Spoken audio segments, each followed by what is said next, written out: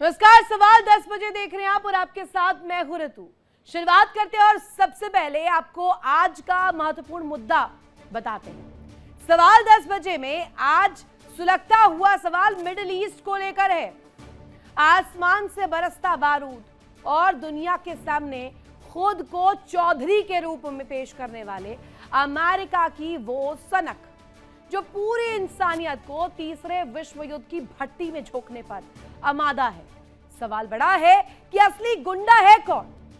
वो ईरान जिसने अपनी संप्रभुता के लिए अमेरिका के अपाचे हेलीकॉप्टर को खाक में मिला दिया, या वो अमेरिका जो दुनिया के नक्शे से एक पूरे मुल्क का वजूद मिटाने की खौफनाक कसम खा चुका है।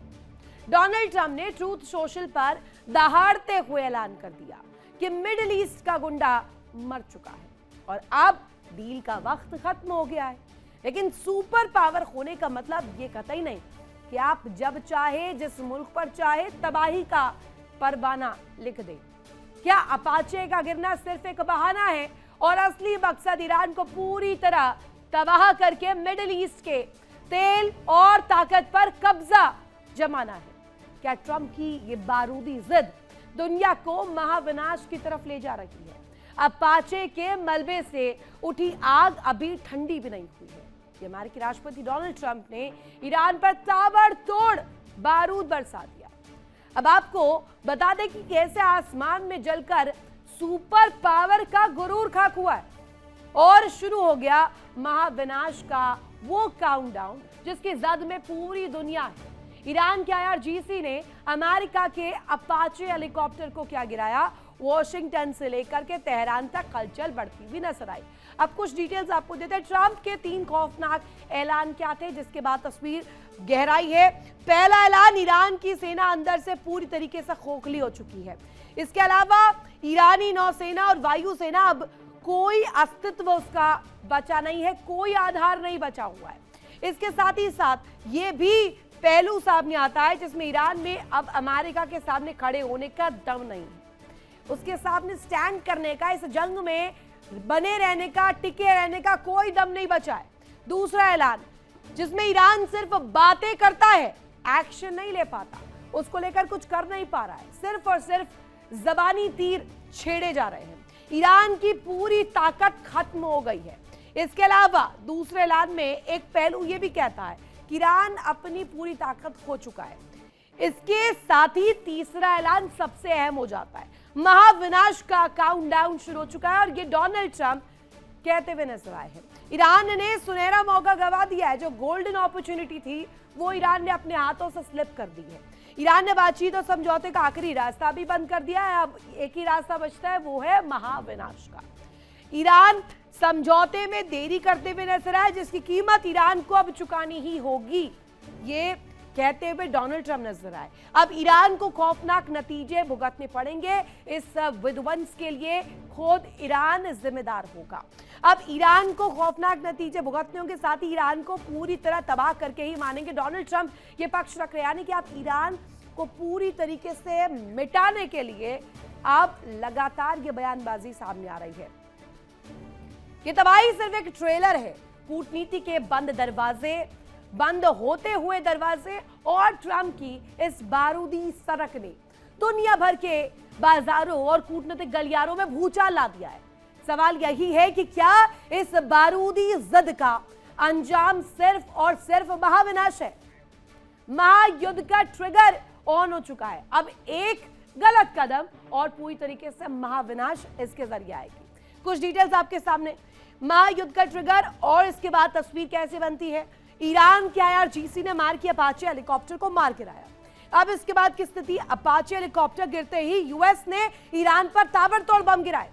अब महायुद्ध के इस मुहाने पर डील का वक्त हमेशा के लिए खत्म हो गया। डोनाल्ड ट्रंप ने कहा है कि पैसा लगाया गया, समय दिया गया, लेकिन इसके बावजूद भी आपने समन्वय नहीं करवाया। इस बीच एक बड़ी खबर, अमेरिका का ईरान पर फिर से बहुत बड़ा हमला हुआ है।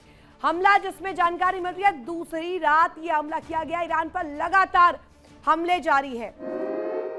एक साथ हमले 24 घंटे के भीतर ईरान पर फाइटर जेट्स के जरिए अटैक किया गया। सेंटकॉम ने ईरान पर हमले की पुष्टि की है। इस बीच ये बड़ी खबर सामने आना, ये तस्वीर दिखना जिसमें अमेरिका एक बार फिर से हमले करते हुए नजर आ रहा है और ये दूसरी रात भी ईरान को टारगेट पर लिया गया है। ये तस्वीरें अपने आप में बानगी दे रही है कि डोनाल्ड ट्रंप इस वक्त किस तरीके से फपलाए हुए और किस तरीके से गुस्साए हैं, और एक आक्रोश डोनाल्ड ट्रंप का जो नजर आ रहा है। सेंटकॉम ने ईरान पर हमले की बाकायदे पुष्टि कर दी है, ऑन रिकॉर्ड्स इसे बताया है। साथ ही 24 घंटे के भीतर ईरान पर फाइटर जेट्स के जरिए अटैक किया गया। ये तस्वीरें जो मेरे इर्द गिर्द आप देख पा रहे होंगे, इसमें स्पेशली इस बात का एक नमूना रखा गया है कि अमेरिका अब अलग मोड पर एक्टिव हो चुका है। अब महाविनाश की ओर अग्रसर डोनाल्ड ट्रंप नजर आ रहे हैं, जिसमें ईरान में कई जगहों पर हमले किए गए। कहा गया कि अब समन्वय का, बातचीत का समय गवा चुका ईरान और अब कोई रास्ता बातचीत का, शांति का नजर नहीं आ रहा है। तो आखिर क्या होगा मिडिल ईस्ट में, इसी को लेकर चर्चा करेंगे। खास मेहमान हमारे साथ जुड़े हुए हैं मेजर विराट मिश्रा, उनका सीधे रुख करते डिफेंस एक्सपर्ट के रूप में हमारे साथ कनेक्ट है। बहुत स्वागत आपका विराट जी। और प्रश्न यही कि अगर अपाचे को दहलाया गया, उसके बाद जो अमेरिका ने रुख रखा, डील का वक्त खत्म हो गया, ये कहा कि आपने समय गंवा दिया, जो गोल्डन अपॉर्चुनिटी थी वो आपके हाथ से फिसल चुकी है, अब सिर्फ और सिर्फ महाविनाश। एक्चुअली यही कंडीशन है क्या? देखिए मैम, सही कहा आपने कि अपाचे की आपने बात करी। अपाचे एक बहुत ही एडवांस्ड हेलीकॉप्टर है और उसे गिरा पाना इतना आसान नहीं है। ये समझिए कि ये हाई थ्रेट एनवायरनमेंट्स जितने भी हैं जहाँ पे युद्ध की स्थिति होती है, उनमें ये बहुत क्षमतावान हेलीकॉप्टर्स हैं और ऑपरेट करते रहे। ये एक पेट्रोल मिशन पे था और उसके बावजूद ईरान ने गिरा दिया, जबकि उसकी क्षमताएं बहुत क्षीण हो चुकी हैं, कमजोर हो चुकी हैं। तो कहीं ना कहीं ये दिखाता है कि ईरान की जो मिलिट्री कैपेबिलिटी है कुछ हद तक अभी भी बनी हुई है। डोनाल्ड ट्रंप ने ये बात सही कही कि उनकी एयरफोर्स, ईरान की एयरफोर्स और जो नेवी है वो डिस्ट्रॉय हो गई है। बहुत हद तक उसको उसकी जो क्षमता है उसको खत्म किया जा चुका है। पर देखने वाली बात अब ये होगी कि क्या अमेरिका जो ईरान के इंस्टॉलेशंस हैं, जो स्ट्रेटेजिक इंस्टॉलेशंस हैं, उनको तो डिस्ट्रॉय किया है, क्या एनर्जी इंस्टॉलेशंस यानी कि जितने भी इनके विद्युत के जो बड़े इंस्टॉलेशंस है उनको भी डिस्ट्रॉय करेगा, इनके जो तेल के जो बड़े गोदाम है उनको भी डिस्ट्रॉय करेगा। और अगर ऐसा होता है तो आप ये समझिए कि ईरान 10 से 15-20 साल पीछे तुरंत चला जाएगा। और अमेरिका के पास ये क्षमता है कि वो बॉम्बिंग करे और इनकी जो इलेक्ट्रिसिटी इंफ्रास्ट्रक्चर है जिससे आम नागरिकों के ऊपर प्रभाव पड़ता है, वो कहीं अगर हताहत होते हैं तो बहुत दिक्कत में आ जाएगा ईरान। पर अब मैं जिस पूरे तरीके से इस 28 फरवरी से जारी जंग को देख पा रहा हूँ, उसमें अब ये कहीं ना कहीं ह्यूमन रेजिस्टेंस को देख पा रहा हूँ। ईरान के ह्यूमन रेजिस्टेंस को जो खड़ा हो गया है अमेरिका की सैन्य ताकत के खिलाफ, ये बहुत बड़ी बात है, क्योंकि ईरान के पास मिलिट्री क्षमता तो कम होगी पर ह्यूमन रेजिस्टेंस जो है वो कहीं ज्यादा बड़ा निकल गया है। और अमेरिका ने इस फैक्टर को शायद पूरे इस मैट्रिक्स में कम फैक्टर किया था कि इतना उन्होंने नहीं सोचा था कि इतने लंबे समय तक ये युद्ध चल जाएगा। जी मैम। इसके साथ ही विराट जी ये भी समझाइएगा, क्योंकि अगर एक चर्चा की जाती है कि डील का वक्त खत्म हो गया है, मध्यस्थता के लिए काफ़ी हलचल भी नजर आई, पाकिस्तान सामने आया, अलग अलग गल्फ कंट्रीज सामने आई, इस्लामिक जो ब्रदरहुड है वो भी सवालों के घेरे में आया। लेकिन इस बीच अभी भी हम देख रहे हैं कि इतने दिन गुजर जाने के बाद, इतने महीने गुजर जाने के बाद महाविनाश का वो अलार्म कहीं से कमजोर होता हुआ नजर नहीं आ रहा है। सीज फायर भी हुआ, शांति वार्ता को लेकर बात भी हुई, लेकिन इसके बावजूद भी देखिए बात ठीक कह रहे हैं आप, और हमला जो हुआ है वो बहुत जबरदस्त हुआ है और अब जो स्थिति है वो एस्केलेशन और बढ़ता ही जा रहा है। इसका जो स्थिति है पूरे युद्ध की वो बढ़ती जा रही है, कहीं ना कहीं खतरनाक मोड़ लेता जा रहा है। और आपने ठीक बात कही कि मध्यस्थता वाली जो पाकिस्तान की ने जो शुरुआत की थी वो कहीं ना कहीं फेल होती दिख रही है। ट्रंप भी कहीं ना कहीं देखिए मैडम बौखलाए हुए हैं। उनको ये समझ में आ रहा है कि नवंबर में इलेक्शंस है, मिड टर्म इलेक्शंस है यूएस में, और उसके पहले ये जिस जिस पोल जो ये इलेक्शन हुआ था जब ट्रंप खुद राष्ट्रपति बने थे दोबारा, तो इन्होंने कहा था कि हम किसी भी और युद्ध में अमेरिका को लेके नहीं जाएंगे, युद्ध से हम बाहर हटेंगे, बाहर आएंगे।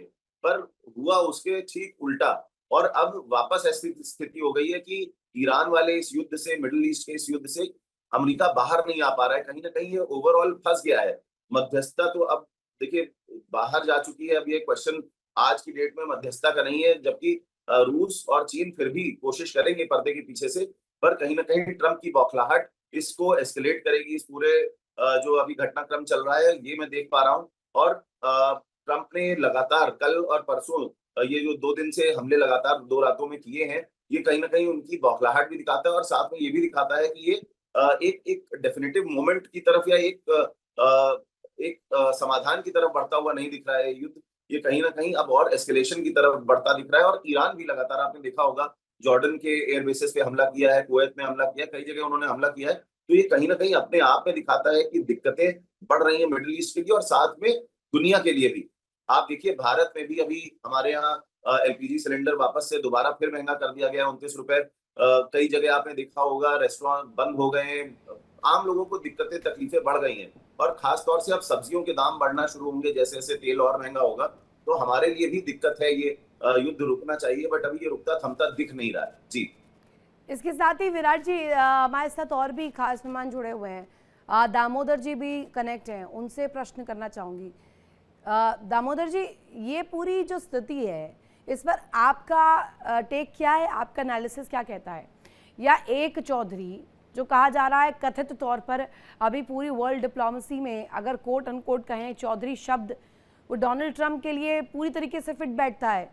देखिए इंडिया डेली 24/7 अब आपकी स्मार्ट टीवी पर। इंडिया डेली मौजूद है सभी डिजिटल प्लेटफॉर्म पर लाइव और लगातार। इंडिया डेली 24/7 हर दिन राष्ट्र को समर्पित।